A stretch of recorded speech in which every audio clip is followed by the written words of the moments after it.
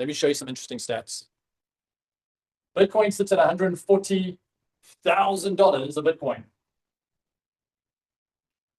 For Bitcoin to double in price, for Bitcoin to double to 280, what dynamics need to double? The number of users who want the coin needs to double. The demand on the coin needs to radically double. The supply needs to halve. We know the supply is going to halve every 4 years, so we can wait. And based on how famous it's becoming, we can wait for the number of people to double, the demand to double. That's the supply and demand dynamic for Bitcoin to increase. Would you say, with Bitcoin being the most famous right now, that this will be a short or long time to wait? In other words, will it take weeks, months, or years? And again, please go back to the websites I've shared with you. Look at the trajectory. Trajectory is based on supply and demand because we're looking at fixed supply. And I don't know what the answer is here. Okay, I'm asking you. Will it take weeks, months, or years? Some people are guessing months. Some people are guessing years. Okay. So Ethereum sitting at $4,720 and Ethereum.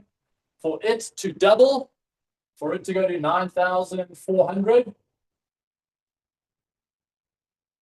Ethereum's interesting. It doesn't have a fixed supply. Did you know that Ethereum just keeps printing more Ethereum?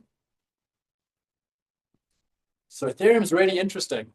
It's got a huge use case, but because it's not fixed, this is fixed. And so the math, supply and demand, becomes really interesting. Because this is dynamic, it's not fixed. In other words, it'll keep printing. For it to go from there to there means there needs to be a huge amount of demand, a huge amount of use on Ethereum. So weeks, months, years for Ethereum to double in price. Let me know in the Q&A box. Knowing that it's got a dynamic supply, it's constantly feeding the ecosystem. Weeks, months, years. Please go take time out to look at its trajectory, where it's come from, where it's landed. Okay, it's super interesting. We've got lots of people writing months and years there. Okay, so you're guessing months and years. Possibly. And again, the idea of hosting this workshop is that you can go register a central exchange, get in the habit every month of buying some Bitcoin, buying some Ethereum, USDT, Apertum, because then imagine in 6 months' time, you'll be able to do a comparison. What did my $50 that I bought in the month of August do with Bitcoin? What did my $50 that I bought in the month of August do with Ethereum? What did my $50 that I bought of USDT do? Nothing, it'll be $50. What did my $50 of Apertum do? And so you can now compare it, right? This is the whole point of this. Okay, so USDT is $1 today, and it'll be $1 ongoing in. Okay, it's pegged, it's 1-to-1. The issue here is that if it's pegged to the dollar, it's open to inflation. Your buying power decreases over time. Okay, so we've got a problem if we save into USDT because of inflation. Apertum's an interesting one. Let's go look at Apertum today. I think it's 165, 162, 162. For it to go to $3.20, what needs to happen? Weeks, months, years. Just take a guess. It's okay. So what's it? Bitcoin's at 115 today, probably, yeah. Weeks, months, years. Okay. We're going to apply math here. This is what I love about blockchain. Where could we find information about Bitcoin? Who can remember? Where could we find the accounting book? What was it called?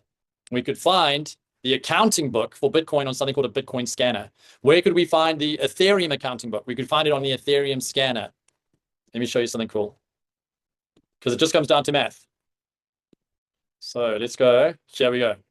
This is an Explorer. This is the accounting book for Apertum. Okay. Apertum has already done 3.7 million transactions. So we know it's working. Okay, no one's asking the question, does Apertum work? Okay, it's already done 3.7 million transactions since the 1st of February. It's already laid down 2.9 million blocks. So these are the pages in the accounting book. Now it gets interesting. It's doing 26,500 transactions a day with a total number of addresses of 59,000. So there's only 59,000 users using Apertum. It's 6 months old. It's not in their headlines. It's not, an ETF. It's none of those things yet. 6 months old. I'm going to show you the NFT marketplaces, the decentral exchange. I'm going to show you all the infrastructure that exists. 60,000 users. Now, let me ask you the question. Based on a fixed supply and only 60,000 users, what is the likelihood that that price will increase if the number of users goes from 50,000 to 120,000? Now remember, it's 6 months old. It's averaging 10,000 users a month. Okay, we're at 59,484, 60,000. 6 months old, 60,000 users. If Apertum just carried on a linear growth of 10,000 a month, you would end up with double the number of people, double the demand on Apertum. I'm going to take you in to show you where the demand is going to come from. And again, you can go and track this for yourself. This is what I love about math. It doesn't care about someone's opinion. It doesn't care about a YouTube video. It doesn't care about a headline. You can go check the math. We know it's laying blocks. We know it's doing transactions. We know people are using it. We know that if we go into all the apps built around it, we can go into something called the wizard.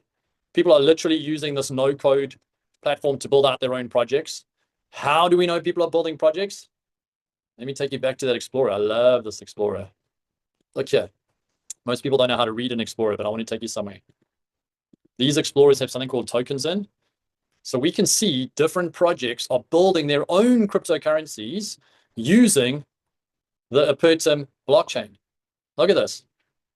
More and more people are coming on and building, just like Ethereum is Web3, we're seeing projects building their own Web3 applications using Apertum. This is what excites me about blockchain. Transparency, Web3 capability, fixed supply numbers, math that we can track. And so if I'm building a blockchain-based portfolio, I want to, one, have perspective, a blueprint, two, have an understanding of the math, and then in this last section of the call, I want to have a game plan that applies this knowledge in order to get some results. Let's have a look. Let's have a look at what we can do. So I'm going to share my screen with you. We're going to go into Apertum, and we're going to start with probably the most important part of anybody's decision is something called liquidity providing. Okay. I want you to think for a moment, if someone wants to trade cryptocurrency, they've got to go to an exchange. Now, all of you, I'm going to show you how to do this in a moment. All of you should take 2 steps. Step 1 is you go to a central exchange, you register an account that allows you to go money into crypto. Step 2 is you want to then get a wallet that you can secure your crypto. If your crypto is in a MetaMask wallet, it can interact with Web3 platforms. So it can interact with Ethereum-based platforms. It can interact with Apertum-based platforms. We're going to go and look at a decentral exchange, an Apertum-based platform, and I'm going to show you how you can put your crypto in there and create more cryptocurrency.